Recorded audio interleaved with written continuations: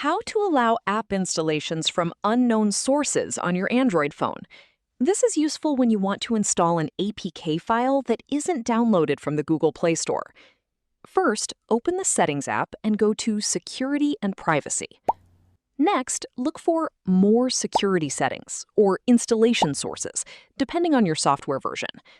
If you don't see the option, simply use the Settings search bar and search for Install Unknown Apps. Now, you'll see a list of apps that can request permission to install other apps. Select the app you'll use to open the APK file, such as your browser or file manager. Then turn on Allow from this source. Once enabled, you can open your APK file and follow the on-screen instructions to install the app.